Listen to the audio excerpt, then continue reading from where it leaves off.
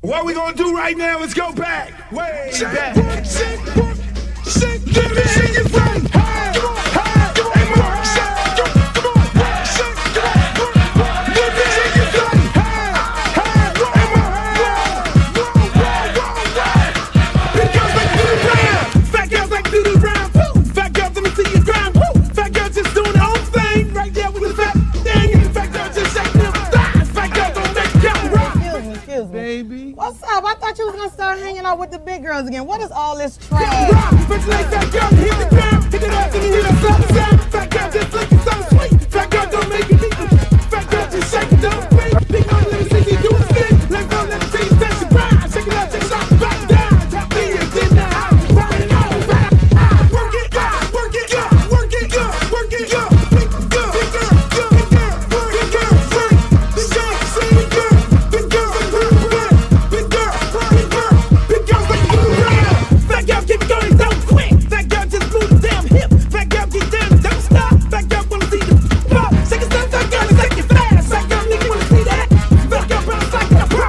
Fat girl don't know what you know. Fat girl shake till you rip through what? Underwear cuts, hard part two. Looks in the house, y'all know the game. Fat girl don't have no shame. Shake that ass, back to the beat. Fat girl shake it, jiggle like me. St. Louis, back to the top. Like I like to do the rock. Work it, work it, work it, big girl, big girl, big girl, big girl, big girl, big girl, big girl, big girl, big girl, big girl, like do the dance. Hey, hey, more hey. Let me hear you say, hey, more hey. Big girls like do the dance. Shake, work, shake, work, shake, work, shake, work, shake, shake, work, shake, shake, work, shake, work, shake, work, shake. To the ground, to the ground, to the ground, to the ground. Now sick of this. Now I want to show y'all a real show with the big girls. Oh, fat girl, brought three. Can't hang with 100% beat. Fat girl know the happen, no quit. Fat girl run like you own it. Put your hands on your hips and grip it. Not new, I'm look like it off the net. Fat girl bring the crew to top the climb. If not, I'ma pull the panties down. Fat girl bounce hot, stop tripping. If you do, get chicken and hot bitch. With a lot right, come to the night speed. I really shit, get the dead in the world G. But fat girl show the boy a shot. Let me see if the fat or not. Don't put fat girl, y'all like the down. Let you out, let me see y'all do the rap.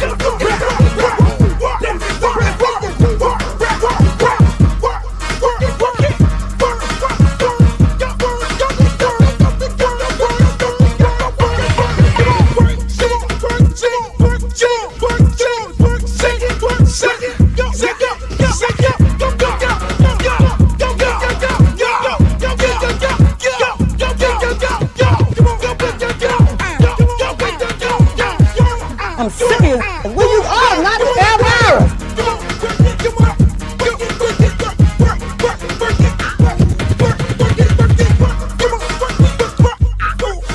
Oh, not the Britney Spears. Hey, how you doing?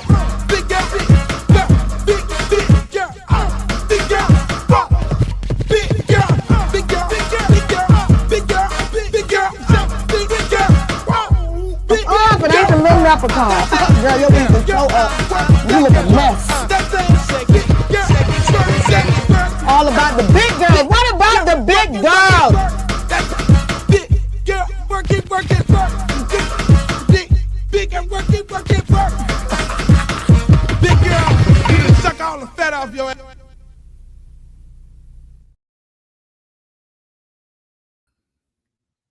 Hey, baby, I want to know what's on your mind. Am I dark?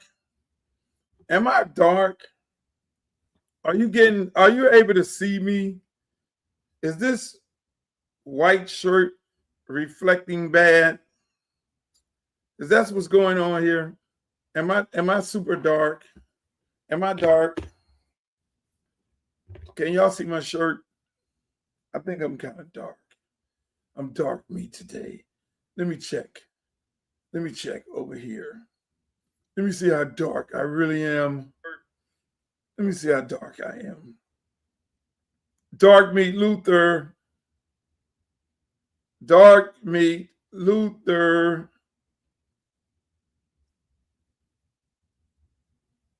Yes, I'm somewhat dark. Um, at some point in the show, I'm gonna have to change shirts to be able to get a little brighter in here. Maybe I'll put this shirt on. What about this? See how that makes me lighter? You see that right there? That shirt makes me lighter. So it's a part of, you see me? You see my face? All right, I'm doing the show like this. I don't care. Give me a shot of lemonade. You need to drink more lemonade, people. Lemonade is a beautiful way to start your day off. Lemonade and a good run.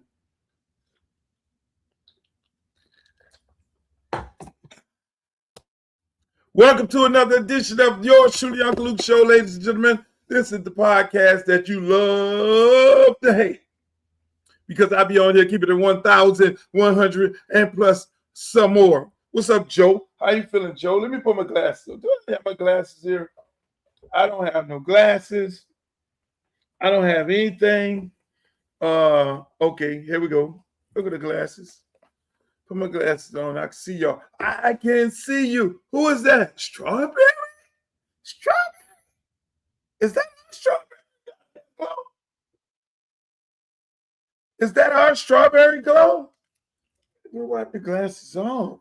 Is that our strawberry? Did she join us? Hey, come on, everybody. Come on in. I need y'all to share the show. Share the show with everybody else. Come on in. I need y'all in here. I need you in here. I had a long weekend. Oh, that is our strawberry? Yes.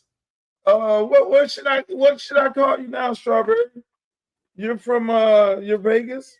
Strawberry Vegas? No. You're in Arizona. Ladies and gentlemen, my friend Strawberry is in Arizona. She moved to Arizona. I have a friend here. These ladies on TikTok, and Strawberry is my friend. She met a guy on my live. They fell in love. She got in the car, packed all her things. She was living in Detroit and moved down. This lady was like, look, I don't want no man. I just talk to these men. I don't like these dudes. I just da. And all of a sudden, some got a hold of her. Some got a hold of her that she just could not let loose. And that man got her on the road, packed up her things like the clampets, and went there. What's up, Phyllis? How you doing, Phyllis? You welcome to the show, Everett. I see you, Everett. Let me put Everett in there. In the big pill. There we go, right there. What's oh my God? What's oh my God? Strawberry. Are you a first timer, Strawberry? Did you just like first?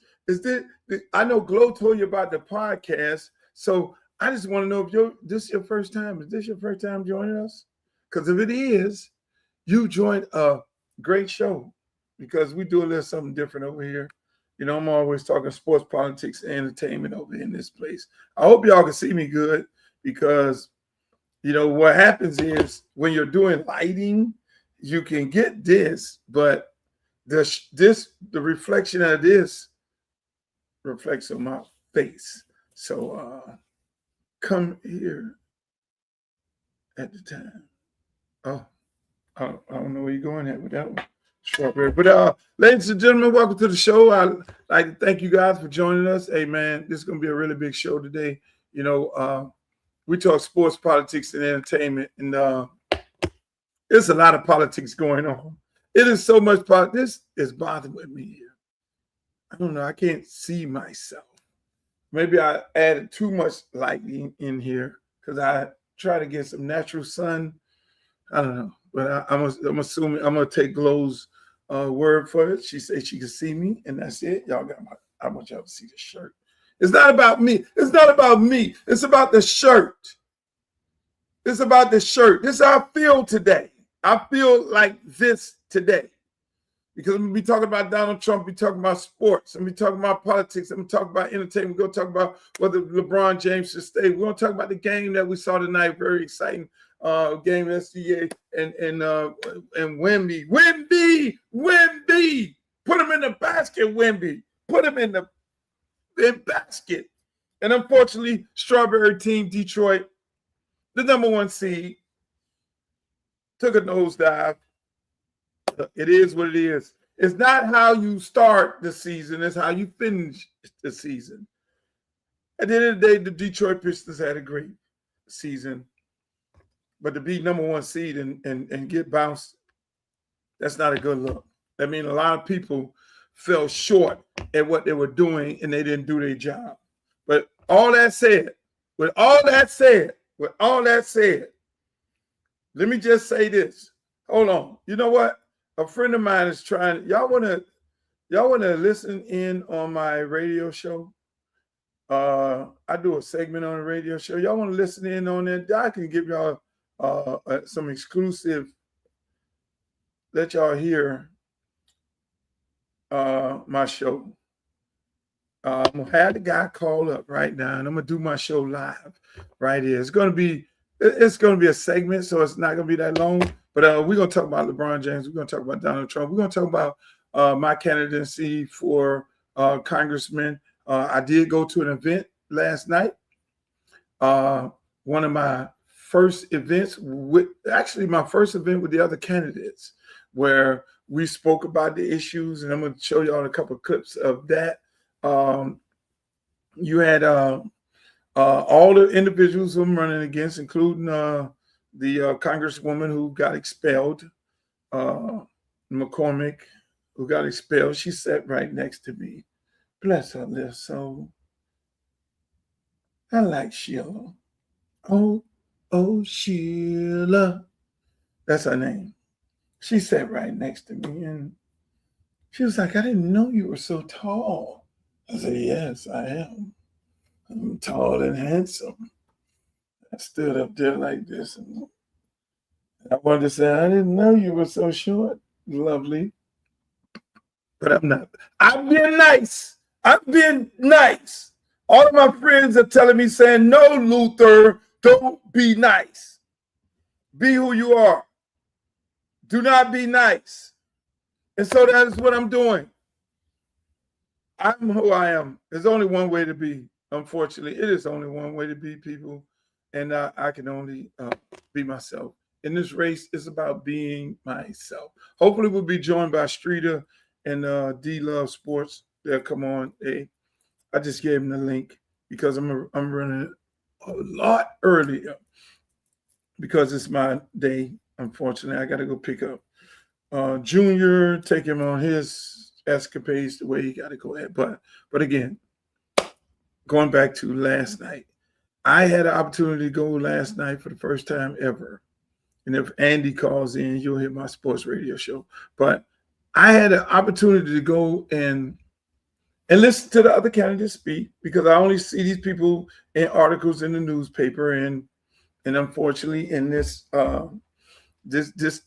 yesterday, I got to see them. I got to see them speak, and everybody was nice and candid. The old man, Dale, he was over there, and, he spoke some, he was speaking. And there was another young lady, Alcie Hastings' stepdaughter. She spoke and, and said a few things. And then you had the former congresswoman who calls herself the congresswoman. She spoke, and you had this other guy, Elijah, young guy, school teacher. He spoke as well. And so you had an audience full of people. And let me just sum up the audience. Beautiful people, older people. We need more young people to be involved in the political process. I'm going to just say that right now. That is very, very important. Young people, y'all got to start showing up to these meetings, because it can't be grandma and granddaddy and Uncle Bob and all that. We need young people to get involved in the political process. So I urge all young people, don't shy away. I know you're going to go in the room and you see the older people there, but this is about y'all future. I'm just keeping it a buck. The things that are happening right now in this election right here that I'm running in is going to affect you and your kids. And so young people, you're 25, 21, you think you want to be you're always on that social media all day. You need to get your ass over there to these meetings. They only have them once a month. You need to find out what's going on because these things are going to be affecting you. You're going to wake up one day and you're going to be 35 years old, and that's going to be real soon now. You 25, you running around, you popping, you ain't got to worry about nothing. You going to the club, you all up in the videos, you doing all these things, you doing this all day. Oh, yeah, I look cute. But at the end of the day, your ass is going to be 35. And the things that are happening right now will affect you in the next 10 years. All these policies they're putting in place right now, they're rolling back voters' rights, they're rolling back everything, they're getting rid of congressmen and Congress, black seats, black representation. You're going to be represented by a white woman. You don't get it. I'm telling you, young people, I'm talking to y'all, 18 to 35. I'm talking to y'all. Y'all ass need to start voting. You need to go get your card. You can do your social media. I'm not saying change your way of life, but I'm saying this is very important. Like a lot of young people are sitting there right now. They ain't involved in the political process. They just running around playing football. Okay, I'm getting ready to go to college. I'm going to be a millionaire. Oh, yeah, Alabama calling me. Georgia calling me. Texas calling me. Miami calling me. Everybody asking, and then mama go to work. Yeah, my baby finna be a millionaire. My baby finna make all this money. And he gonna be a big time NFL star, but his shit, they finna give him a couple million now. I'm finna move out here and I'm gonna go get me a nice house and all these beautiful things that ain't gonna happen. That shit could change tomorrow. It could change in this election. That's what this election is about. It's about NIL. Donald Trump created an executive order regulating NIL. Nick Saban, Dabo Swinney, Kirby Smart, all these coaches, these white coaches have been going to Capitol Hill on a regular basis to try and get Congress to create a new law regulating NIL, which means cutting the salary, creating a cap on it, like $50,000. So you may be sitting here right now thinking that you're going to get millions and millions of dollars.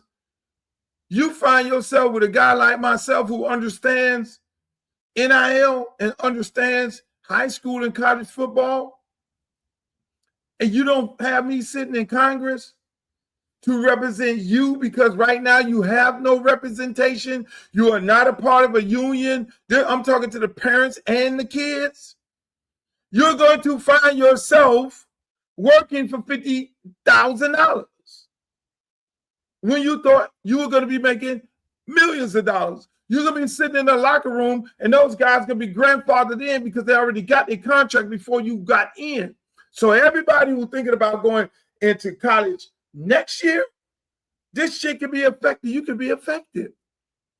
You can really be affected. So y'all sitting there, young people, and y'all like, oh, yeah, we making it. And the mamas, we making it. I ain't thinking about this shit. No, you better think about it.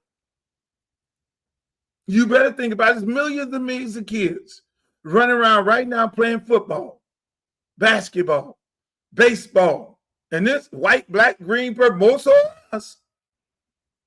And we're looking at it, we busting our ass, we training the shit out of our kids. We spending all kind of money. We got trainers, we got everything. We're investing in our kids in a different way, in a different magnitude, people. In this country, we're putting hundreds of thousands of dollars. Some people are getting second mortgages on their house because they see the potential in their kids, because they see the potential in what they can make just going to college. They can make $10 million like the quarterback at the University of Miami. They can make $6 million like the quarterback at Georgia, $10 million like the quarterback at Texas. And the receivers, $2 million, the lineman, another $5 million. You guys are looking at that. I don't care if your son 4, 5 years old, 6 years old. You're looking at the potential growth in him being an athlete, and then he can reap the rewards of the benefits in college. even if he don't make it to the pros. He can build generational wealth, become a multimillionaire in high school. But I'm going to tell you, this shit is getting ready to be over. Leave it to Nick Saban. Leave it to Donald Trump. You don't get your ass out there and support my campaign and get me in the office, because you're going to have all them old ass geezers sitting up there. Yeah, I call them old geezers, and they sleep. And Nick Saban talking to them, a few people, and next thing you know, they all fanned up. Oh, we fanned up for Nick Saban. Oh my God, the God is here. The God is here. Whatever you want us to vote on, Nick, Democrat and Republicans, whatever you want us to vote on, Kirby, whatever you want us to vote on, Dabo, whatever you want us to vote on, Lane Kiffin, whatever you want us to vote on, and next thing you know, they got your ass back out there working in poverty.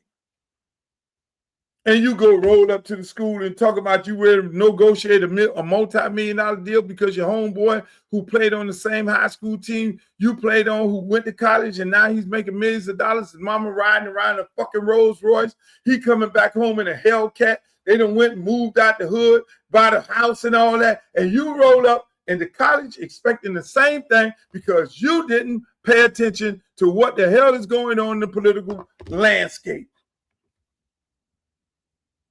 Because it's going to affect you. I'm keeping it a buck.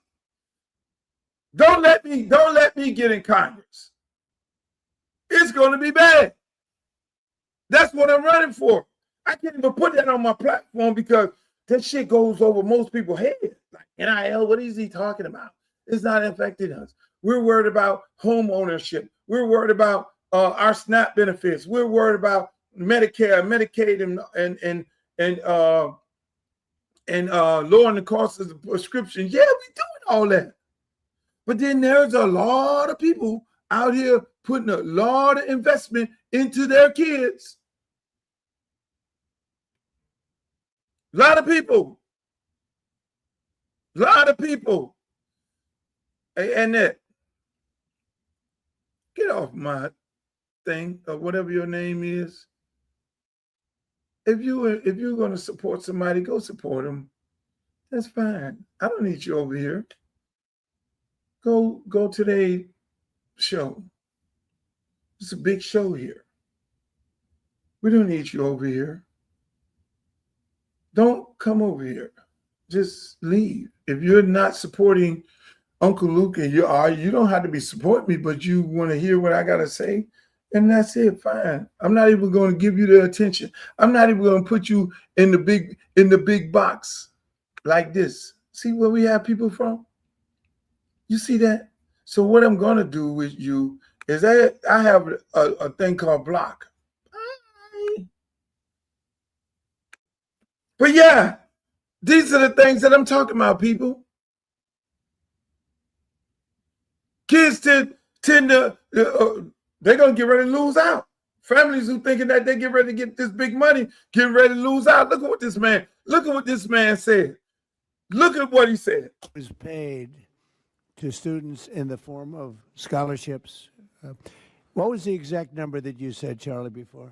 $4.1 billion last year. $4.1 billion was paid to the students in the form of scholarships, and everybody was happy. Everybody was happy. And now you got yourself a mess. And I think you should just go back to where you have and let some judge tell you can't do it, and you appeal it up and you win at some point, because I think what you had was a great system, $4.1 billion. Everybody was happy. Now you have a thing that you're never going to say. You have a jigsaw puzzle that's not going to be put back together. And colleges are going to go out of business. And I think you go back, and the players that got the $12 million, a 17-year-old quarterback that got $12 million, one got $14 million. I hear they're negotiating one at $18 million, they don't know if he's got an accurate arm, but he's got a strong arm, coach. Accuracy counts, too. They have no idea. They're going to give him $18 million. And you know what? Those guys that already signed contracts, you know what? Call that the lotto. They hit the jackpot. Let them have their money. You can't do anything about it. But I'd like to see, and I tell you, I just don't think it's right that a judge is allowed, that knows nothing, is allowed to destroy college sports and colleges. See what I'm saying? This is what I'm saying. This is how they feel. They're talking about scholarships. Who gets scholarships? Players. In the sports that people watch, who are getting the scholarships? Black players, basketball, football. They just started giving everybody a scholarship in baseball. But these are sports that generate billions of dollars in revenue. Billions of dollars in revenue. These are the sports. So ain't nobody talking about this. That's him creating an executive order because, oh, how much money y'all gave out, Bob? Oh, we gave out $1 billion in scholarship. Well, hell, goddamn it, did you add up the other scholarships, the academic scholarships? Did you add up the overseas scholarships? Did you add up the scholarship, all of the elected officials' money that they grandfathered in to Yale and Harvard and all that? Did you add all that up? No, but you worried about sports, football, basketball, but you run up to the stadium, Donald Trump, all that, the Georgia Bulldogs versus some other redneck team, and y'all up there, president. But ain't never, who's entertaining you? Who's entertaining you? Black kids. Who's entertaining you? Who's entertaining y'all? Y'all, we supposed to be the monkeys in the clown show. But until we stand the fuck up, until we stand up, we won't be the monkeys in the clown show till we get our own, till we take that to his HBCU. But HBCU, you need to get your shit together. Everybody always scream about, well, I ain't going to HBCU. Well, the HBCUs don't want the high school kids. Let's keep it a buck. They prefer getting transfers. That's what I'm just telling you. Everybody goes screaming and hollering. 4, 5-star kid goes off to the big white school, and they wonder why you can't get them. The HBCUs don't want high school kids. Let me tell you, from a coach who has put millions, thousands of kids in school. Every time I call a HBCU school, let me just nip this shit in the bud right now. They say, Coach, we don't have any scholarships for high school kids. We have scholarships for transfers. We are looking for transfer portal. Do you have anybody transferring? That's HBCU. So get on their ass about getting high school kids. Andy Slater. Luther Campbell. Okay. You can be as nasty as you want to be. I'm on my show live, and they can hear you, and I'm not taping them live. So I told them you might be on here asking me some questions on the Andy Slater. Make sure y'all tune into the Andy Slater show. So this is a reverse interview. I am on the Luke show. Yes, you are. Simulcast. You're on the Luke show right now, and all my people is listening to you. And you'll be replayed all night, like you always say. Luke, just the show is on all the time, so you'll be on all the time. Let's go. I wake up at 2 in the morning. It's the Luke show. I wake up at 8 a.m. It's the Luke show. I'm having lunch at 1 p.m. It's the Luke show. That's right. We're all over the place. It is a Luke Tuesday on the Andy Slater show. Uncle Luke Luther Campbell with us on this Luke Tuesday.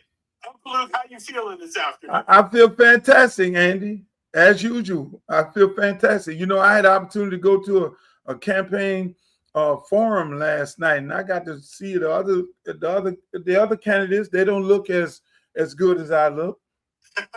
They all look like they've been beat up and ran down and trashed and all that. And you know, I look absolutely fabulous. I look like new meat to the people. Did you put on a show for them? What? I was humble, Andy. I was, you know what I mean? I laid back. I was real candid. I didn't raise my voice. You know, I talk real, you know, professional, you know, But I did get a little sassy at the end. There was a lady. Kept saying, "Well, why all y'all in the race? All y'all need to. Some of y'all need to get out the race, and some of y'all this and all that." And I was saying because unfortunately, there's a white lady getting ready to try to get in the race, and some of these old ladies. I don't know. That's a whole other movie. We won't talk politics on the show. We talk sports. But I was smooth up in there. People liked it me when I got done. They wanted to take pictures, and they was like, "Yo, we like you. You're gonna be the. We know you're gonna fight for us because it's all about fighting. These days, you have to have an elected official, whether it's me or anybody. You got to believe that they're gonna fight for you because this thing is bad out here." Uncle Luke has the Luke Show, and this show, the Andy Slater Show, is actually airing on the Luke Show right now, while Uncle Luke airs on this show. Now, Luke, I know you get into sports, you get into everything. Last night, OKC and San Antonio. This is a South Florida-based program. When you see those two teams on the court, and then you think about the Miami Heat, how can you compare what we saw with the Heat to what you saw last night? Bad. We're a long way. I'm sitting up there looking at it. I'm looking at what Milwaukee coach did to load up OKC with all those players. SGA, what is it? SGA, right? Yep. He traded Paul George. That's a whole nother story. That's probably on the level of Brad Daugherty, what he did and trade because this kid was on the Clippers team and ended up over there, and he's a freaking all-star. That reminded me of an old school game. And then you got Wemby over there putting people in the basket. I mean, this kid is hard to stop. So then when I look at my Miami Heat and I say, well, where are we getting ready to do right now? Bottom line is, I'm going to just say it like this, that Pat Riley needs to go lay it down because he don't have the moxie that he used to have. He ain't jazzy like that. Nobody wants to come play for him because I guess whatever LeBron James and D Wade has had to say about him and the organization.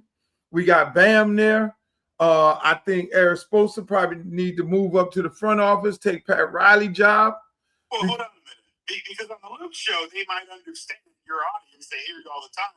You might always say, lay it down. But on the Andy Slater Show, can you define lay it down? Lay it down mean he need to go retire. Oh. He don't have it no more. Listen, Pat Riley, I love Pat Riley to death. But these guys have painted a bad picture about Pat Riley, and Pat Riley, he's missed. I mean, let's be honest. We've been in the play-in for how many years now? 4 years in the play-in. 4 years. So what did we get ready to do? 4 more? Duncan Robinson was deep into the playoff. We got rid of Duncan Robinson. Okay, fine. That's cool. He can't play no defense. But I think, and this is just my humble opinion, I think they're doing Bam a disservice because they're continuously using that old Pat Riley system as if he got Alonzo Mourning there. And Alonzo Mourning ain't there. This is a new era. When you saw Bam play and they benched everybody was injured, and they turned him loose, that was like, oh my God. And everybody that played with him, including Beasley, who stayed up in the, it's like, this dude is a dog like that. Are you surprised? Nobody was surprised. UD was not surprised. But they got this old system where Bam got to do this and Bam got to do that. And just turn the goddamn man loose. If you turn him loose like that, I wish they would just bench everybody for the rest of the year because he was unstoppable. And that is what you do with your all-star player. You just turn him loose. You don't have him being a distributor. And so I think Spoelstra, because he should have saw that, he don't understand that. You need to take your ass and replace Pat Riley. Go find us a coach that's going to turn Bam loose, because I'm going to tell you one thing. If they trade Bam and another team and another coach is going to give Bam the green light, like they saw when this man scored 82 points. You just don't score 82 points by accident. I'm sorry. Look, Pat Riley said he's not going to trade Bam. I'll take him at his word. But do you think to get to something comparable that we saw last night, and tonight we'll see the Knicks and Cavs, if the Heat got Giannis, they would be in that same boat, being back in the Eastern Conference Final? I think they will go deep, but you still need them three-point shooters. You need a better system. And I'm looking at the systems of like the Knicks. Talent-wise, we match up player for player with the Knicks instead of Bronson. Action Bronson is different. But their system, and that's why they got rid of the coach. Like I had a conversation. Worldwide West is my good friend. I'm on the phone with him at least once, the guy who runs the Knicks. I'm on the phone with him at least 3 times out of the week. And we go back and forth talking about basketball. We're friends. I took him on the first jet ride, and he reminds everybody that. And I'm always talking to him about basketball because I think he's a guru at basketball. He's the one who built every team Calipari had. He had all the top stars in basketball. When I met him, he was running Michael Jordan organization. Then he ran and put that whole LeBron James team together. And so when I look at West, matter of fact, thinking about West, they need to let West run the damn Heat. But when I look at, and I say, why y'all got rid of the coach last year? And it was like he wasn't gelling, the old school way. And it's just, I shouldn't be saying too much, but put it this way, I ain't gonna go too deep into our conversation, but that was old school versus new school. This coach right here, the players can relate to more than the coach the Knicks had. And that's why you see the Knicks going a little more deeper and they're progressing more. Now, they progress up under the old coach, a good friend of mine, but at the end of the day, this guy right here is letting he's letting guys do what they do best. Yeah, but not only that, the Knicks have much better players. They have a lot more talent than the Miami Heat. No, they don't. No, they don't. Yeah. The Heat system is fucked up, Andy. I'm just keeping it a buck. I can't say that on your show. I mean, you can say it on the Luke show, but the Andy Slater show. Andy, the system is a dinosaur system. We got play. You bring Giannis in there, you know what you're gonna get? You're gonna get, if you bring Giannis in here, Bam career, Bam career would never excel to the heights that it could because he would be more of a facilitator. You would not be able to get maximum use out of Bam. He would be the guy, he would be Dennis Rodman, where he really is on the level of what's the Karl Malone. Bam is a Karl Malone. That's who Bam is. It's like you taking Kareem Abdul-Jabbar and putting him on the Jazz. You will never know Karl Malone was as great as he is, and that's what's going to happen if they bring Giannis. Do I want Giannis? Hell yeah, I want Giannis, but I want them to use Bam like everybody use LeBron. Don't put him down there to be the center, to be handing the ball off to Bam, to Giannis. You'll kill that man's whole career. Give me Giannis. Give me some entertainment. Give me a playoff spot instead of a play-in spot. Uncle Luke, Luther Campbell, running for Congress. He's got the Luke Show. You'll be able to hear this right now on the Luke Show throughout the entire day and night. The Luke Show is on YouTube and all over social media all the time. Luke, as always, thanks for your presence here on a Luke Tuesday on the Andy Slater Show. And I'll catch up with you again next week. Hey, Andy, did your mom make a contribution to the campaign? She did not yet. She's waiting for Karl Anthony Towns to get 5 assists tonight. No, you did. She's gonna double her donation. No, you did that last 2 weeks ago. And you did that 2 weeks ago. She hit. And you came on the show. She hit, and you said she was gonna.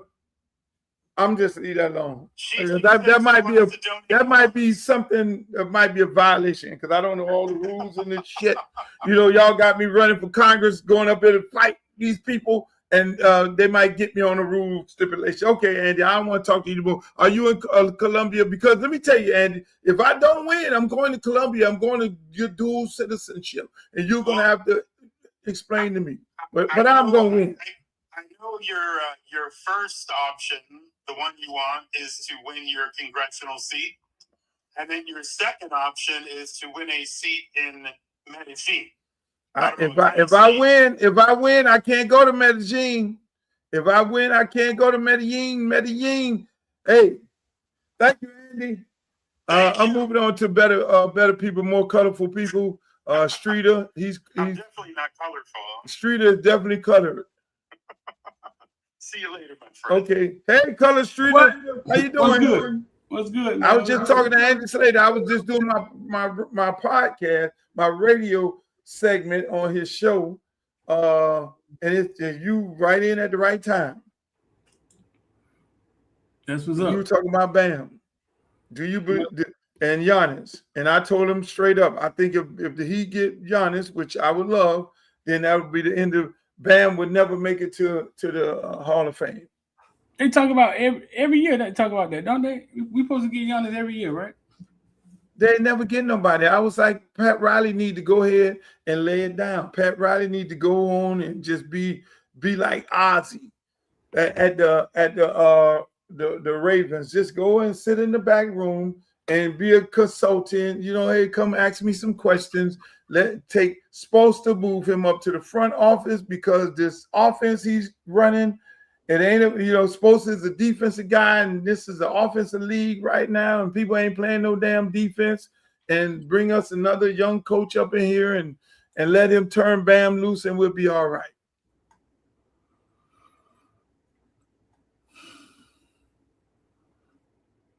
They ain't gonna never let Pat Riley got freedom to do whatever he want to do, man. They ain't never gonna.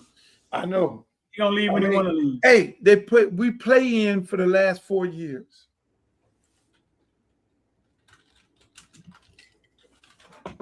They got knocked out. And we're looking at them two teams last night. They're gonna be winning forever. OKC and San Antonio, that's gonna be forever. Everybody is playing for second. I'm sorry. I love the Knicks. The Knicks get to the championship. There's nobody gonna be able to deal with either one of those teams. What do you mean forever? For the next, I would say for the next 5 years, unless they do something stupid like they always do with OKC. Now in San Antonio, they ain't gonna do nothing stupid. But OKC, they'll trade all the goddamn. They'll trade everybody. I watched that last night. That was Spurs got a cheat code. That boy had 40 and 24 or something like that. Man, that thing, man. Hold on. How many blocks did Wamby have? I mean, this dude had like in one game they said he had like 12 blocks or something like that. Was it 12 or 21? I mean, come on, man. Let's be serious about this. That's insane. You think they're gonna try to change something in the game, change some rules or something? No, they love it. That was an excellent game last night. That was the best game in this new era that I've seen in a long time. In this new era of just run and shoot and don't put no hands on nobody, don't block nobody, don't set no serious picks and all that. That last night. I mean, the only thing they're gonna do is change the rules on the daggone what is it? What is it? The flopping. That's the only thing they're gonna do. They're gonna get flopping out. They should kick you out the game if you flop. You should literally get kicked out. Why? You think it's that big of a deal? Yeah. I mean, hey, look, man. The officiating is not something that's that great. I mean, so for them to even allow people to they should have. Listen, I think Vegas got a lot to do with everything. And I think it's really simple. If people in New York or wherever it is, and somebody is designated to be looking at these games like we looking at it, they should look at the game and say that if I only need 2 people, and we're looking at each game, 2 people designated for every game, the same people they call New York when they're doing the replay, and they're looking at the game and they see the guy flop, they see the replay flop, they should be able to hit a buzzer on that referee. He got all kind of gadgets on his side anyway. Hit a button and replay. And it don't take long. You call it from New York, replay, because we want to protect the integrity of the game, because we know we got this betting shit going on there. When they allow betting to come and it legalized betting, you can legally bet on games and all that. Now the bullshit comes into the game. And they haven't addressed that at no league. They allow these things to happen, the flopping going on, the fouls that they're not calling. I mean, come on, man. It's ridiculous. And you got guys sitting there waiting to be called to review a play when we all are sitting there reviewing the play in real life and looking at the replay. They should be looking at the same thing. It only costs 2 guys. Put 2 guys sitting up there, watch the game, and they're looking at it and they didn't hit the button, which we got communication. Ain't like you got to get on dial up phone, dial up somebody. No, you get a damn button and say, bro, replay. Go to the replay thing and say, oh, timeout, replay, we're going over here. But nobody wants to do that. They make it seem like they make it seem like the technology is not here. They go to the desk, they look at it on the like I don't. It's a bunch of BS. It's a big, think about it, Streeter. It's a big, the technology we have right now. I mean, I'm old. I'm 65 years old. I'm sitting up here. The technology we had, then we had beepers and shit. Then we had a brick phone. Then we would beep our kids. Hey, beep his ass so he can call. You gotta go get a beeper. Go get the break the old beeper out. And we got low jack on the kids. We know exactly where they at. The car got low jack. The car is videoing every car and everybody around it. So you're telling me that I'm sitting there looking at a game in Secaucus or whatever the hell it is, and I'm doing like this, that I can't alert the referee on the floor? Hit a button and say, oh, hey, replay, go take your ass over there. Let's look this over right here because that was a little shaky. You missed that call there. So you saying the play happened, right? The play happened. Somebody throws, hey man, we want to replay that, and you saying they should be able to hit a button? If say for instance, yes, I say like we all look at you know how you look at a game on TV and you're sitting there looking at it, it's like, damn, that wasn't no foul. That wasn't no foul. Or the ball went out of bounds. His feet was out of bounds and the referee missed it. Now the other team don't have no more challenges, right? Right. Take the whole challenge shit out. Just take over that. No more challenge, no more red flag, none of that shit, none of that, oh, you caught us. You got to literally catch somebody. You got to have a whole guy sitting up there. We got, as a team, we got a guy looking up there to then radio down to the coach, say, hey, coach, throw the red flag out.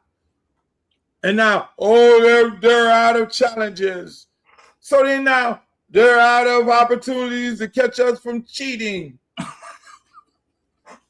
They ain't got no more challenges. Yeah, bitch, I can cheat like a motherfucker now. No. That's not in this era. That's all that need to be changed. Hey, look, man, we ain't doing no more challenging shit. We got 2 people looking at the game, and if there's something that the referee missed, because we want to protect the integrity of the game, we're going to do the following. Oh, referee just missed that. Oh, that shit was out of bounds. Oh, he led with the crown of the helmet. Beep, beep, beep. Hey, man, let's take a look at this right here. Hey, man, no. You missed the whole damn thing, ref. He never touched him. Beep, beep, beep. You don't think it had any suspense to the game? No, it adds cheating. I know it damn sure gave Wemby some chance to get some breath last night to get his air. You had a referee in the NBA and quite a few others. He wasn't the only one that got caught cheating. They put this man in jail. They're all cheating. You had NFL referees cheating. Everybody, and this was before the gambling. This is when they were doing the gambling with the bookie. And right now, you got players that's out there that's tricking up the game. And then come on, man. You grew up watching. You got to change with the times, and I don't think these leagues have changed with this betting times. You grew up watching Wilt Chamberlain play, right? A little bit. When was this? What year Wilt Chamberlain played? The TV was black and white. You got the computer there. Let's see. Ah, damn. Let's see. Wilt played a long time ago, but that wasn't my era. That was before you? That was before you? Yeah, I'm a Michael Jordan. I'm Kareem Abdul-Jabbar. I'm James Worthy. I'm all that. I barely saw Pistol Pete Maravich, who's the best shooter ever. Everybody keep talking about the little red boy over there in Golden State. Pistol Pete was the best pure shooter ever in the history of the NBA. I ain't buying it. Look at his numbers. Numbers don't lie. In that era, when they'll knock your ass out, when they didn't like white boys, because it was the Negro basketball league, and a white boy come in there, he get his head took clean off. Look at Pete numbers. Look at Pistol Pete numbers. Wilt Chamberlain played in 1959, 1973. I think they changed. Well, I saw a little bit. I was a little boy. Did they change anything around Wilt Chamberlain's game? Did they change anything? They changed it to this soft ass league. What y'all looking at now? No, like they put I know they added the 3-point line. I don't think back then they didn't have no 3-point line. You had to go post that shit up and go to the hole. Right. So I would love to know, does Wemby look out of place like Wilt Chamberlain looked out of place? Like yeah. Because Wilt scored like 100 points in the game or something. And then Wilt got so bad that Wilt went and was scoring the points and he became the head coach. I mean, no, Wilt was like, it was like a man amongst boys. Wemby could not play in those times because he ain't got enough junk in his trunk. Right now, listen, he could not play in the era of Charles Barkley, Oakley, Dream. Dream would lock him down. Dream. Lock his ass up. Wilt? No, lock up this boy here from San Antonio. I mean, he's too skinny. They would body him up. Huh? They would beat his body up. They would body him up. They would put them hands on his ass. They'll push him clean off the block. All that stuff he's doing right now is because you can't touch him. Luke, how tall was Akeem Olajuwon? Dream had to be like 7'2". Last night, the Spurs were down 3 points, 30 seconds left in the second overtime. I thought the game was over. Wemby stepped across half court from 28 feet and shot a 3, Luke. Hey, and that was his spot. I called it when he Olajuwon would not be standing out there.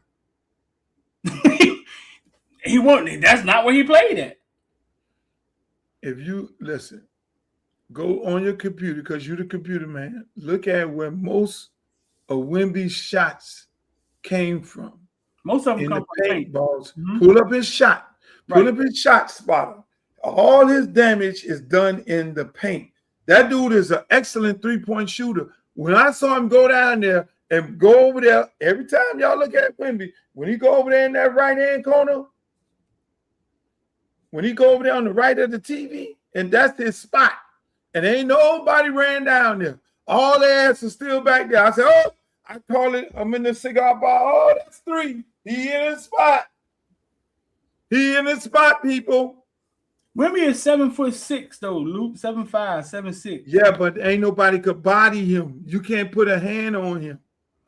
If you were able to put that, if you were able to check him like this, different story, because they'd move his ass off the block.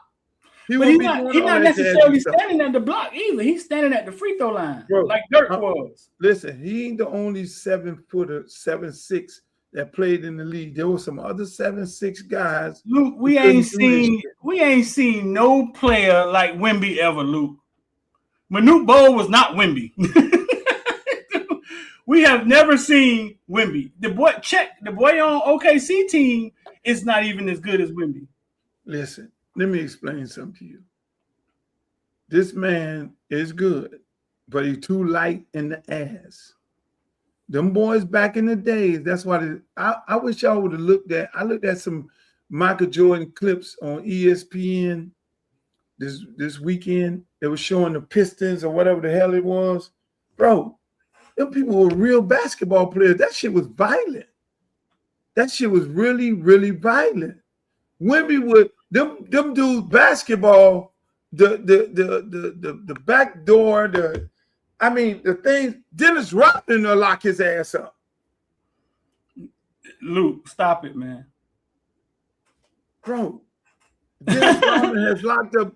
Do you know what I mean? People, Dennis Rodman stayed undersized. Charles Barkley stayed undersized. And they beat your ass from the bottom up. Come on, man. Yeah, Streeter, you always with these. He's too skilled. Luke, he's too skilled. Streeter, you're looking at evolution. You think LeBron James the best player? Greatest basketball player ever to play. Greatest basketball player ever to play. He's too skilled, Luke. Like you thinking like he too skilled at 7'5". Dirk Nowitzki was joking to get around with his little skills. For all these people, that's this era. This is your era, that's fine, but your era cannot compare to the real basketball era. Y'all always trying to replace somebody with one of these new jack shorties who could not even think about playing in that era. And y'all always trying to make them great. Like last night, SGA. Oh, SGA is great. Okay, SGA. If you were like Michael Jordan or Magic Johnson, you go check motherfucker Wemby. That's what you do. Wemby, you go check SGA. That's the difference. They don't do that. That's what they used to do back in the real basketball days. If you was a gangster on the team for that money, oh no, I'm the baddest motherfucker on this team. I'm the leader. I'm the captain. I got him. I got him. I'm SGA. I got Wemby. Fuck that.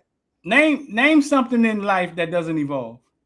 Name something that doesn't evolve. It evolves. Either it evolves softer, like this generation, and y'all culture. Y'all soft. Y'all are soft. Y'all don't live a hard life. Y'all get mad in this generation when somebody call y'all out of name. Y'all want to get a loss. Oh my God. I need something. So you trying to tell me? So you trying to tell me in order to be hard? In order to be hard, you got to live a rough life. This is the strength. Everything that somebody say to y'all, y'all need to go get counseling. Y'all got a counselor for the rest of y'all. I know people with 8 years of counseling. How long you had a counselor, sweetheart? My counselor only 8 years. What? Something wrong with counseling. Listen, back in the days, you can call somebody out their name. You can say, "Oh yeah, you this, that." Right now, you call somebody out their name. Oh shit, it's a natural disaster. Like what? Like calling somebody what? I can't say that because somebody gonna get in their feelings. You hold on. So counseling. So hold on. It's bad to have a counselor. It's not good to go to therapy. My daddy and mama ain't never had no therapy. Yeah, and that's why y'all era we saw niggas running down the street boxing with boxing gloves on. Ain't had no therapy, and everybody that left our household became a multimillionaire. And I can tell you one thing: I got my ass whooped with a belt. When they stopped that corporal punishment, when they stopped that belt on y'all ass, that's when it went bad. When they started putting parents in jail for beating their kids, it was like, What the heck? All right, Congressman, tread lightly. Slow down. I was telling the kids. Slow down. Listen, I was on the campaign trail, and the lady said, "Oh yes, she live in Lauderdale Lakes." And I went to her house and put a yard sign up, and the lady said, "Yes, Luther, I remember you. I used to teach at Archer Villa." Now, Archer Villa was my elementary school. You don't know nothing about that. That's a little, that's deep in the hood. That's deep in Liberty City. You do not know nothing about that because you're from Miami Gardens, where y'all always had curtains and air conditioning. We didn't have that. So I started coming back to me. I said, "Oh God." Oh, I started having a little tingling started coming. And she said, "Yes, I was a teacher at your elementary, Archer Villa." I was like, "Shit." She was like, "Who was your principal?" I was like, only one I know was my assistant principal, Mr. Sands, because he used to put your hand on the desk, and they would come out with that big ass wooden paddle. Put your hand on that desk. And how many licks you get today? Because you did some wrong shit. Y'all put people in jail for that. Man, you ain't let nobody hit now one of your kids, man. Now one of them. No, they talking beat that me. Trash. They beat me. But you ain't let nobody hit your kid in 2026. Bro, I got my ass whooped in school. And if I got whooped in school, Mr. Sands went to the satellite on 7th Avenue, saw my daddy at the satellite and say, "I whooped your son ass because he did this." Then I got my ass whooped again when I was in fear of the belt. And then sometimes you get beat up with extension cord. If you really did some shit wrong, you got beat with extension cord. Then if you out there on a Saturday and your mama and them out there in the backyard lathered up and you got caught saying the wrong thing out your mouth, go get a switch. Y'all never get switches. This era is solved. All y'all want, all the kids right now, they don't go outside and fight. They don't say, "Well, meet me outside." What y'all do is go get a gun. And that's how y'all settle your difference, which is soft. You don't want to be handshake. "Oh, then I got a foul." And you get hit in the head. "Oh, that's a flagrant foul." They get ready to do a lawsuit. He just knocked him in. "Oh, he hit him in the face." "Oh, that's a flagrant too," because the man hit him in the face. You got a soft era, Streeter. Don't ever compare these everything evolves, of this era to my people of my era. We lived a different type of life than y'all. I go outside in the afternoon, I don't even see nobody in the streets. Y'all don't even play street. Y'all don't have no social skills. All everybody is doing is this shit here. Where is it at? This shit here. This is y'all social skills. This is y'all friend. That ain't. Hey, I agree. Y'all like this. Y'all like this. I don't even know how to work this shit. I don't even want to work it. This is my son. I don't work this shit. Don't want to know how to work it, and ain't ever gonna be trying to work it. They sitting there. "Oh, look at that. He done left the damn TV on. Big old I don't know how many thousands of dollar TV. Again, no social skills. You talk that tough shit. I bet you don't beat your kids. Y'all, this y'all. Hey, this your era right here. Hey, you happy I was outside drinking at the water hose? This y'all with the fucking microphone and shit. Y'all ain't playing no pet sandlot, no pickup game. This y'all. "Oh, I'm doing it big. Motherfucker got carpal tunnel and everything." Come on, man. You talking all that trash, man. You don't beat your kids. When the last time you picked up a belt? Oh, shit. Now you took it off. Go to jail. Because I would go to jail. Corporal punishment. I gotta obey by the laws that y'all soft people that created. Y'all soft people. Hey, look at conversation. He talking all that trash. And he ain't be look. He ain't never be look. He don't know what a belt is. I'm gonna ask him next time I say, "Won't be like, your daddy ever beat you?" Listen. He probably gonna be like, "Hell no, I wish he would." Listen. I can tell you one thing. About this here. Oh no, he got. I put some hands on him when he was young. I said, "Look here, no. Hey, Streeter, all I did is this. This is what I did. I took and put the belt on the table. I say, look here. Let's do this right here. I'll go to jail.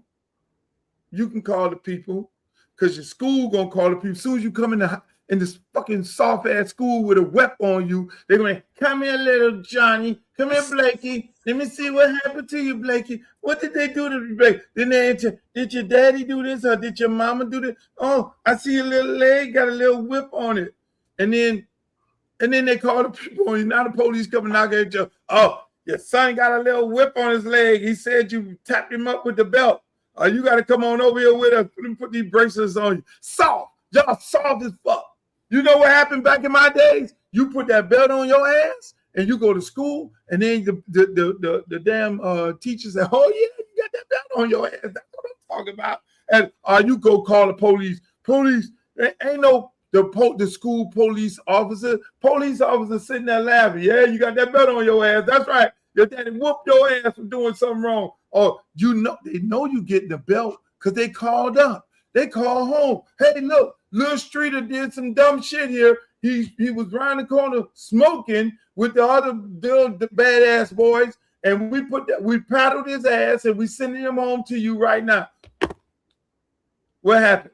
You came home. It's like, oh shit! Wait till your daddy get home. He gonna whoop your ass. And I already called him. Daddy coming home, steam coming out of his ear. Okay, give me my motherfucking belt. He did like Zorro. Woo! Like this with that belt, Streeter. And that belt came out, he pulled it like this. Said, get your ass up in there. Let's go. Whack, whack. Oh, you ain't had to worry about nothing else, bruh. You weren't doing nothing else. But y'all don't do that.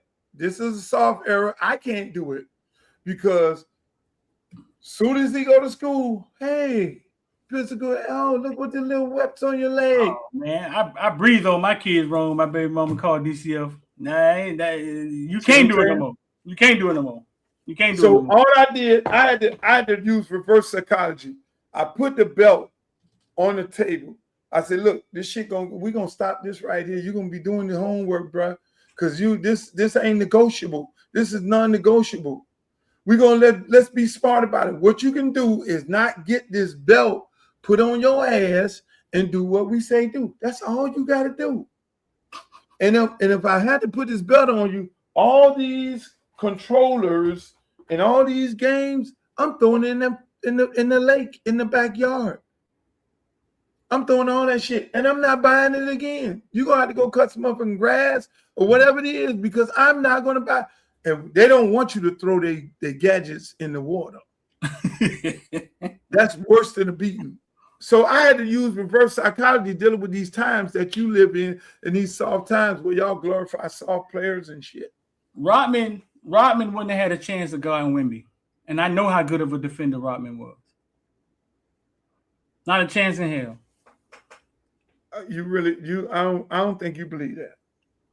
I mean, all this pushing this shit you're talking about. Ass up. Like, Wemby would have to go. Now listen, let me say this. Wendy's skill set is off the chart. I think what would have happened to him, let me be fair when it comes to Wemby. Let me be fair. What he would have done was went to his trainer would have changed his body type to be able to withstand the physical abuse of the league then. Wemby would have been probably the size of Dream. Because the league has changed so much and everybody is skinny out there, that's why he could play, because it ain't all that physicality like it is. If you look at Wemby right now, Wemby get tired. That's why he had to come out the game a lot. Yeah, he be tired. That boy be gas. But I ain't gonna take nothing away from him. The boy bad. Hey, they asking him to do a lot. I mean, he protects the rim. He's been asked to do a lot. No, he went to a whole nother level. Last night I've seen some of his games, but against a team like OKC and a guy he's been playing against since high school, which he knows that guy, you know, that both of them deep, but that dude's special. That I dude's want to go special. see him. I want to go see him live, man. Get the jet. Let's go to the next game. What the jet? But you know the sad part about all this. What? And I look at that game, which I'm looking at the game just as the game, is the foreigners have taken over the game. The foreigners are our stars. Wimby from damn France. And that's J.A. or K or whatever the hell his name is. He from Canada. We won't even have no more. Our stars gonna dap people up at 8 minutes in the game. Well, I 8 fucking minutes in the game. You explain that to me, Streeter. I can't explain it though. 8 minutes left in the game. Ant-Man goes down there and dap the other team up. I even. What's your thoughts on that? I think is what was the score? But I think it's the lax attitude that these guys have for the game. It's not like when we was growing up where the dudes actually like hated. No. Hold on. Stay with your era. Stay with. I don't know what era you think I am. I don't know what era you think I am. Y'all hear him in the chat. Hey, chat, y'all hear him talk. Oh, in our era, they wouldn't have did that. This your soft ass era, which is going down there with 8 minutes left in the game, dapping the other team up. What happened to y'all? Just whooped our ass. I don't even want to shake your hand. I'm going to the locker room, which is bad sportsmanship. I don't encourage that to people. I encourage to shake hands. Okay, you the better man today, tonight. Go take your butt to the locker room. But y'all era right now, y'all era is so bad in so many ways. Y'all shaking people's hand, dapping people up. Check it out. Look at this, people. Fourth quarter of a closeout game, but Anthony Edwards, knowing that Chris Finch is going to empty the bench, made his way to the San Antonio bench and dapped up players, coaches, one by one. I want to know what, all I want to know is I want to hear Udonis Haslem comment on that in the postgame show. Yeah. I would much rather see him wait till the end of the game. So certainly, What the hell is that? Edwards, something that. Look at the score, Luke. God, look at the score. Maybe it was okay, dog. 101 to 50.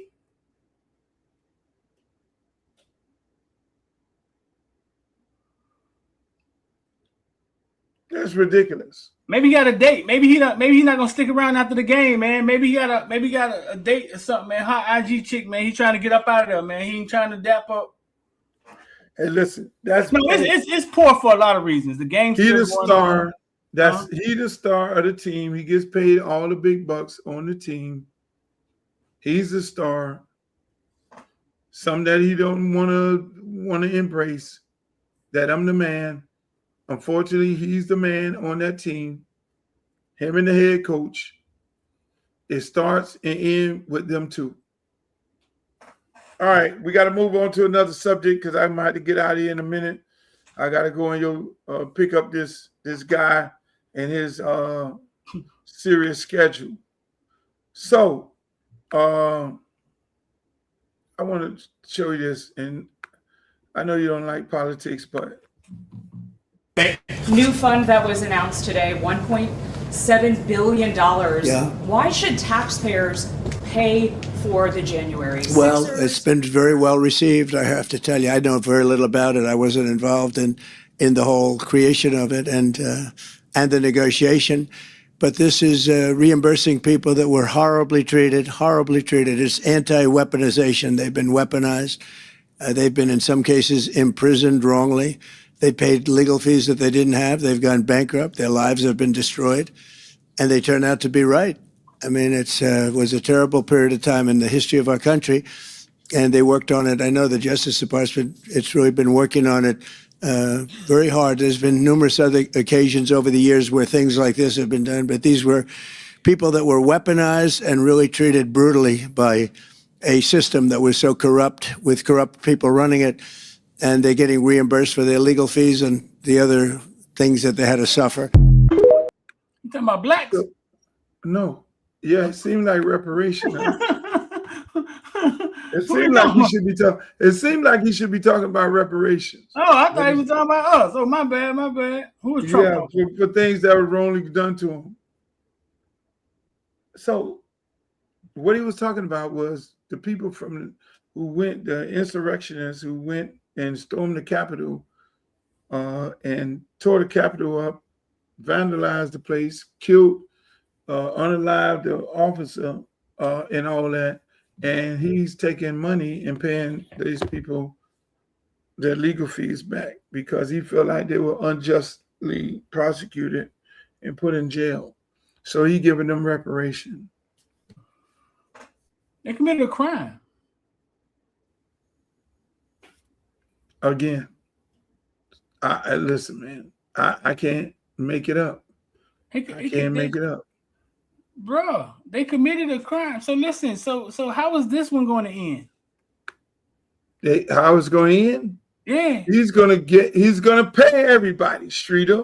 No, how is his term going to end? If that one ended that way, and now he's paying out the people who committed the crime. The people who stormed the Capitol, right? Who said that the election was rigged, and they didn't want him to leave because he didn't want to concede the election.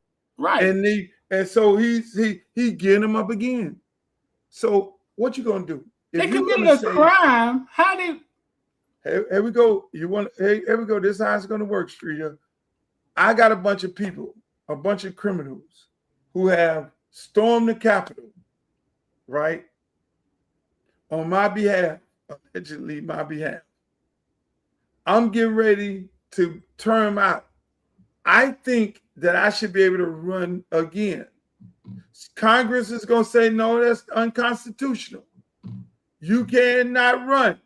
So I need to pay the people. I need to make sure I give my people money so that if I need them to storm the Capitol again, and other people who making money out of storming the Capitol potentially could be making money out of storming the Capitol, I'm encouraging new Capitol stormers to go storm the Capitol, including the ones who stormed it before. I'm actually paying them right now for vandalizing the Capitol.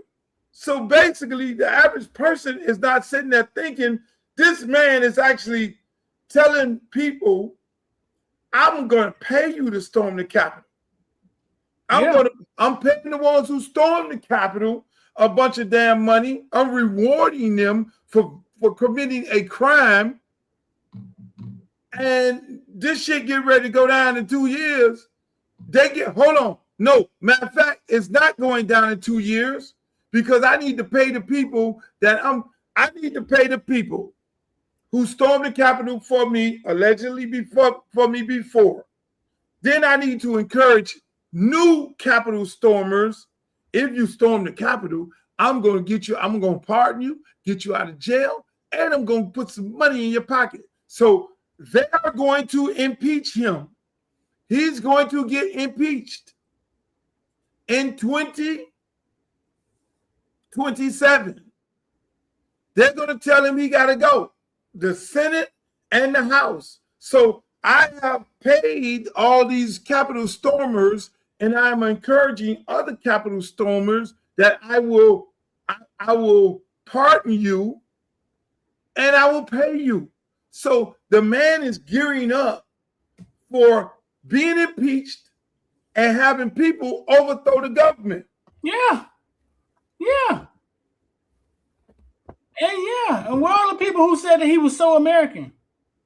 There we go. I'm telling you what's going on. You got to read the room. You got to read the room. People be on it. Every time I be in the street, people like, Luke, you got to slow down. You're telling too much. They're going to fucking get you. Read the room. Think about it. Don't take mine. Think about it. If a whole bunch of people stormed the Capitol, they went to jail. I became president. I let the people out of jail. I pardoned everybody, sex offenders and everything you name. And some of these motherfuckers that went back to jail.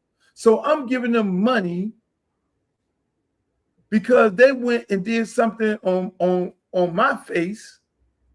Okay, now I'm getting ready to lose the House and the Senate. They're going to impeach me. I'm gonna still be president. What am I do?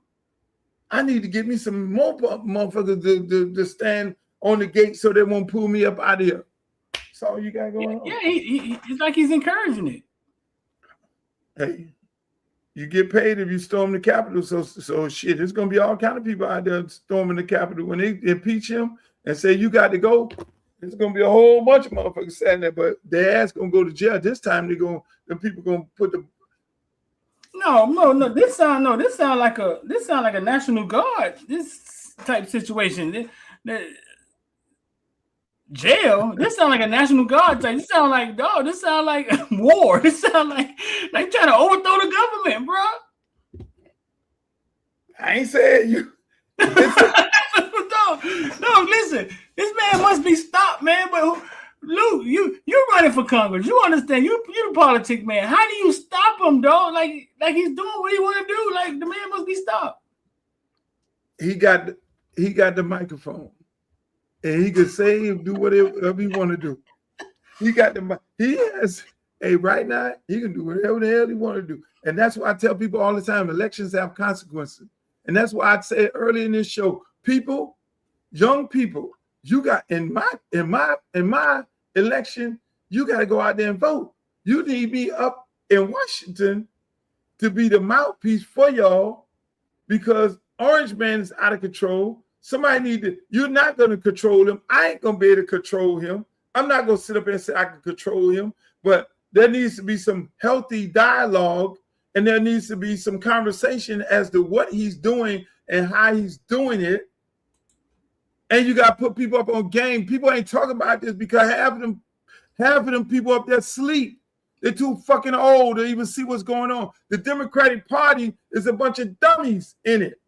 They're always reacting to something that's getting ready to happen. They're too busy concocting and screwing black people out of their own businesses and opportunities in the Democratic. They try to hold on to the Democratic Party. Not the Democrats. The Democrat, man, come on. Don't get me started. Not the Democrats. Man, listen, in my race, they got more tricked up shit in my race right now with Debbie Wasserman Schultz and damn Jared Moskowitz trying to control my district and her possibly coming in there. Now they tried to go to the elected officials to jump out there and say, oh, let Debbie run in this race. But then the damn Black Caucus jumped on their ass. And the people jumped on there and said, no, we don't want no white woman representing us. This has been a black seat forever. And so now they go in a different direction. They went and tried to run another black lady in the district. They tried to run her. She passed away. Now they try to come and put the white lady, Wasserman Schultz, in the district. Then now she don't come. They done found another black lady, Rosalind Oz, whatever the hell her name, Wizard of Oz. They got her. They're gonna prop her up to run. They want control, and they need to have people that they control. And that's the problem with the Democratic Party and why they are so they have Democratic Party got people in the party that wants to control the party. There are some people in the party that understands, okay, money for everybody. Everybody work, you get paid. Then there are people in the party who says money for us and fuck the black people. And so they only deal with, listen, man, the Democratic Party went away from black men. This might be harsh to say, but they went away from black men. They support the LGBTQ community, which I support them, but most of the black men that are in the party come out of the LGBTQ community, not straight black men. You very seldomly have that many straight black men that are elected officials in the Democratic Party. I'm just keeping it a buck. So it's mostly people from the LGBT community, which I don't have a problem with, and then you have people, then you have women. So the black man in the Democratic Party is non-existent. And they always claim, where's the black man? Where's the black man? Because you know what happened with the black man? You can't control the black man. The straight black man ain't going for the bullshit. I'm just saying. Now they're going to drag me for this. That's fine. I can stand on what I say. I love everybody. I believe everybody has the right to be able to choose and sleep with whoever they want to sleep with. But I'm just saying how the party has, what the direction of the party has, how it moved, and why they lost the country. And why Trump tries a certain type of way. We need to have a balance. Straight black men, LGBT community black men, because they do a good job, and we need to have women. We need to have a full balance, but everybody went on this fucking attack of the straight black man. Yeah, I agree. And they don't want no young people in the party.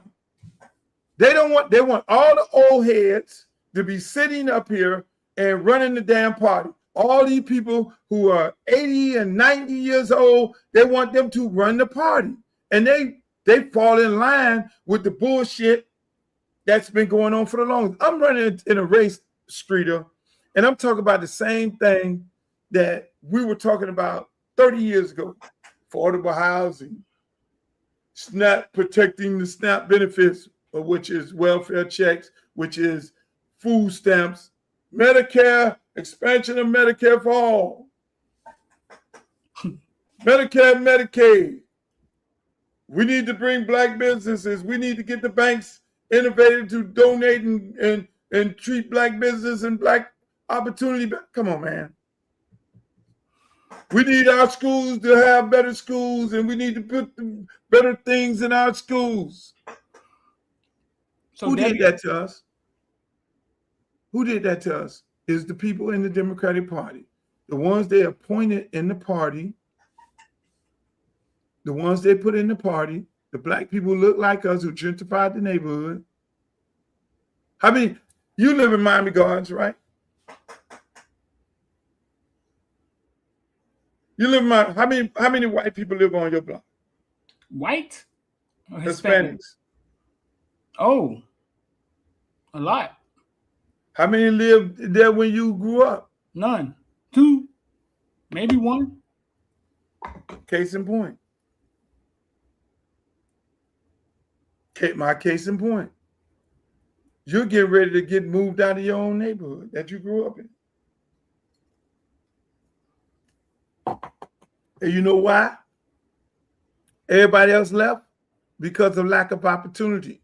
When it was time for you and the black kids and the black ones who went to college, who came up in your neighborhood, unlike you, you're your own entrepreneur. You have your own business.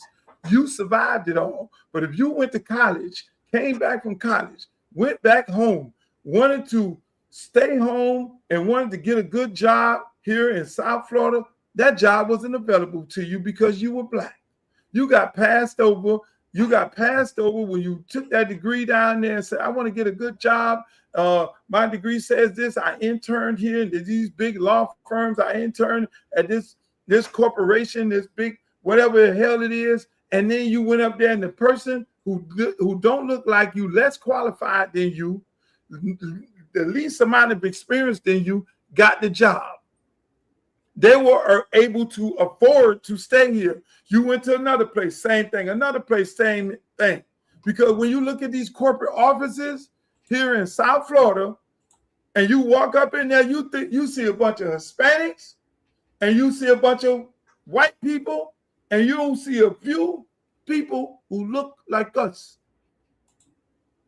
And so when you see that, then what you say, you're writing on the wall because you're smart enough, you're educated enough, you went and got this degree, you interned at a big firm or whatever the hell it was in the city where you went to college. You either went back to that city where you went to college, or you went to fucking DC, or you went to damn Atlanta and you found better opportunity there.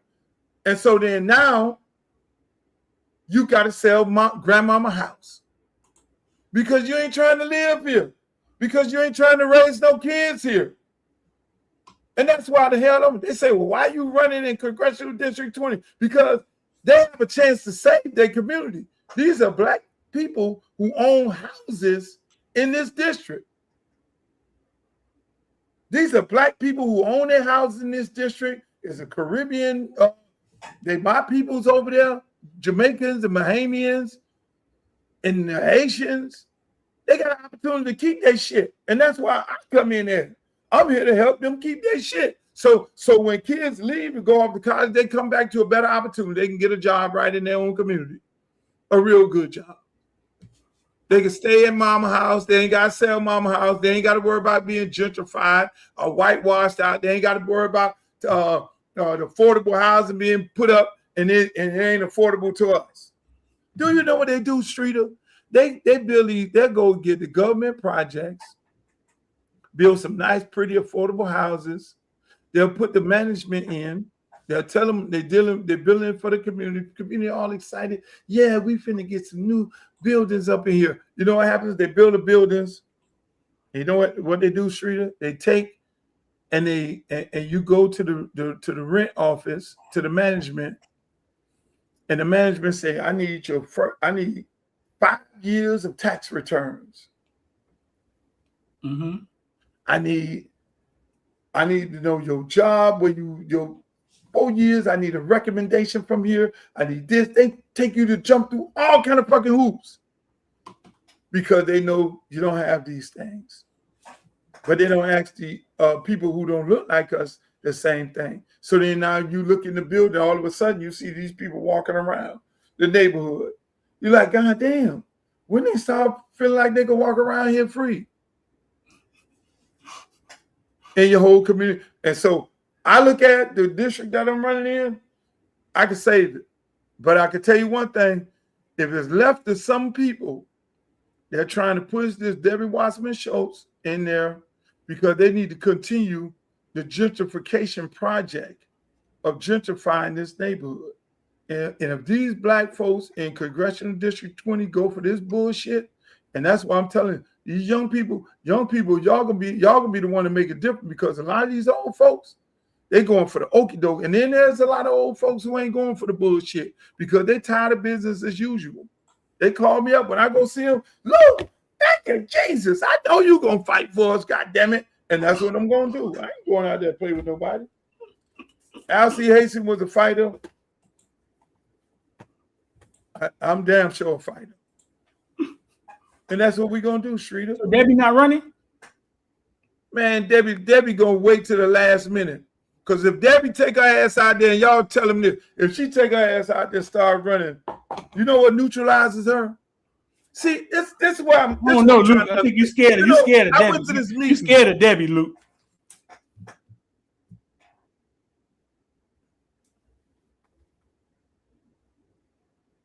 Oh no! I hear when you talk about Debbie, man. I hear your throat getting a little. When you talk about Debbie, man.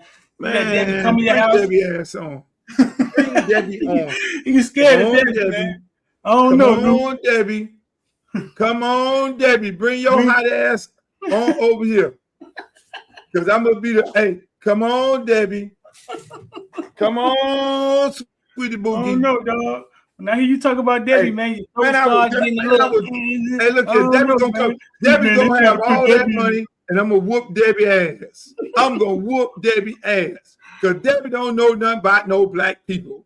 And she ain't gonna be able to run around. She gonna get a few of these little old people. She gonna have a couple of these elected officials. Oh, we need Debbie. She got all the experience. Yeah, all the experience to screw us.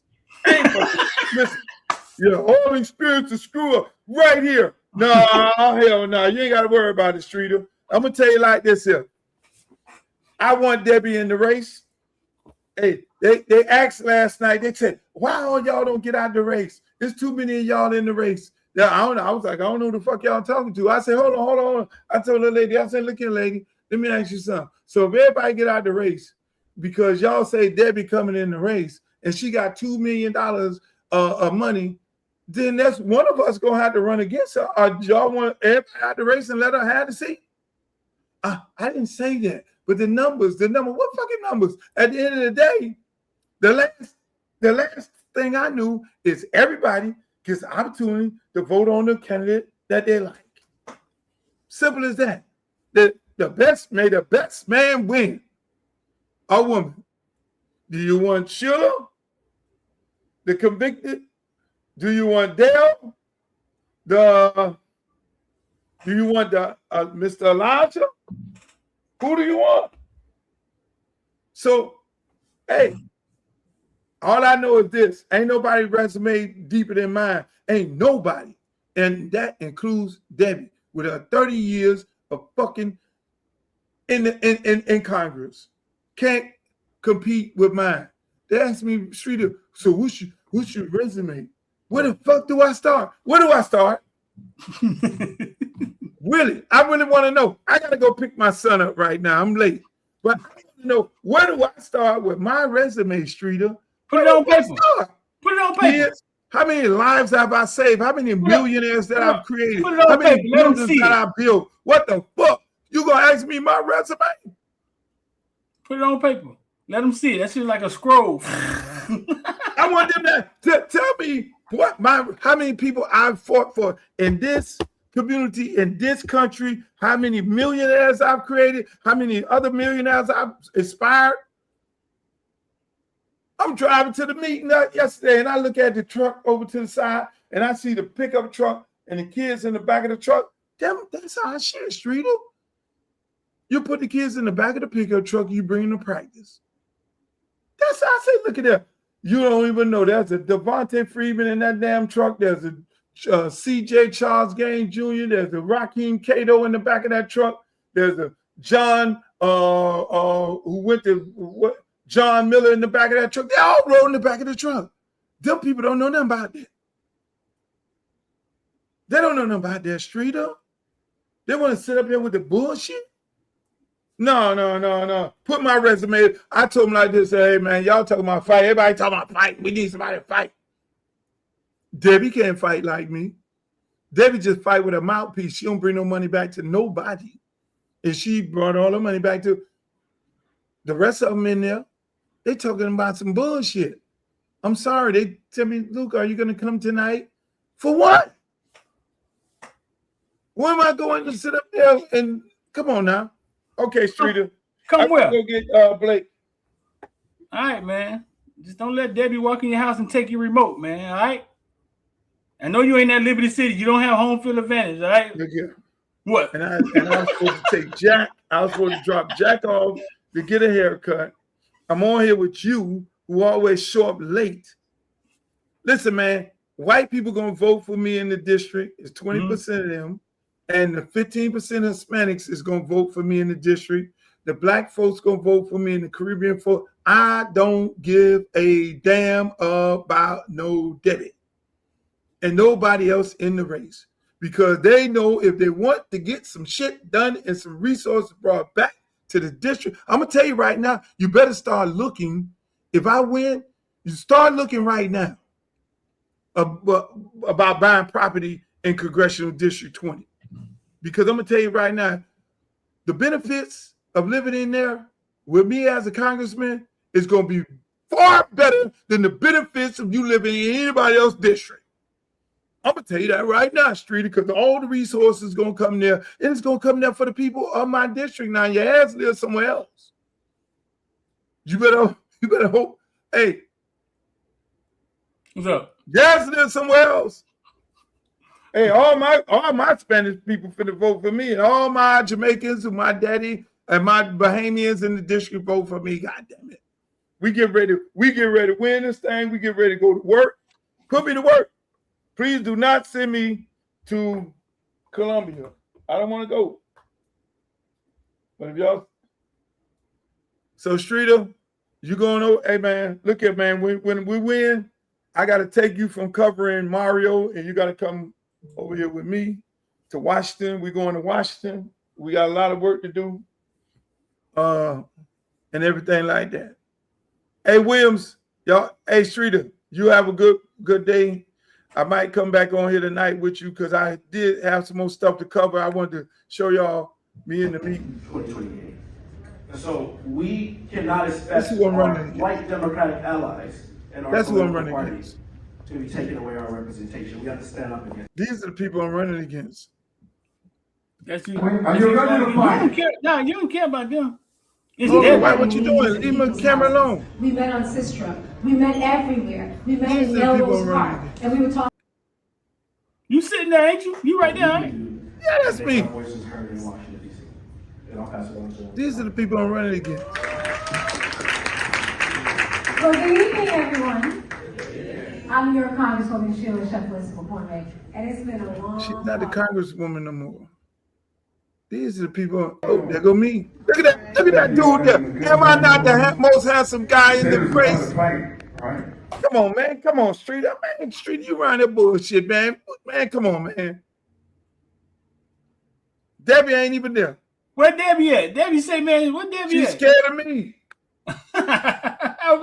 Debbie better take her ass to District 22. Hey, Glow. If I had time, I would show y'all some more of this. Look at me. Look at your fucking congressman. Look at the bat guy. Say hello to the bat guy. District 20, and I'm here for the fight. I wouldn't be here if it wasn't about the fight. All my life I've been fighting. I fought your man Nick Navarro and won. Come on, Streeter. You see me up in there. They're dropping line, I'm punch the most line. handsomest guy. Let's go. Go. I'm getting excited. Come on, go. You see.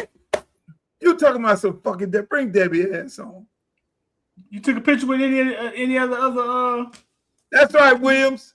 Debbie Ben left the room. She's sitting out there. See, it's like this. You putting on a game. You putting on a game. I can't give them all the information. They want me to go to another meeting tonight. No. Because they want to hear my entire platform that then take shots at it. Williams, you see me, Williams. Come on, Williams. When I let all the people call me up, I love you. Oh my God.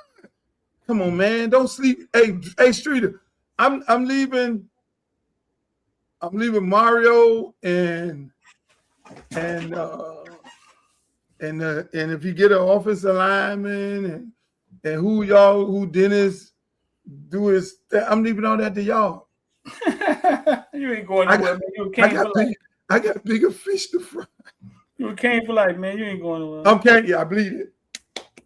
It's in there. Ladies and gentlemen, that's my show. I love it. I'll be back. Y'all go to Streeter website. Make sure y'all check him out. He's on podcast. He's on Streeter, Footballville, everywhere. Footballville, Facebook, Footballville, YouTube, Footballville, Twitter, Footballville, Instagram. Make sure y'all go check him out on Footballville. Make sure y'all check out all my social media platforms. Uncle Luke, Real One. Go to my YouTube page. That's Uncle Luke TV, Twitch, TikTok. I might be on there tonight. Instagram and Twitter, same handle. Uncle Luke Real One. That's my show today. I want to thank you all. I love you all. Stay safe. Make sure you go to my website. I got a big fundraiser tomorrow with Rick Ross at his hangar. Oh, shoot. I wasn't supposed to say that. I got a big fundraiser tomorrow with Rick Ross. Make sure you go to my website, get yourself some tickets to go to the fundraiser tomorrow, meet Rick Ross and a whole lot of influential people. That's tomorrow at 7 p.m. to 9 p.m. Go to the website, www.luthercampbellforcongress.com. If you want to be a volunteer, whatever it may be, just go on over to the website, man. I love you. Hey, spend $5 on the campaign if you really believe in what we're trying to do. Until the next time, in the words of Walter Cronkite, may the good news be yours. Bye-bye. Where is he? Uncle Luke! Where is he? Uncle Luke! Where is he? Uncle Luke! Where is he? Uncle Luke! Make some motherfucking noise! Uncle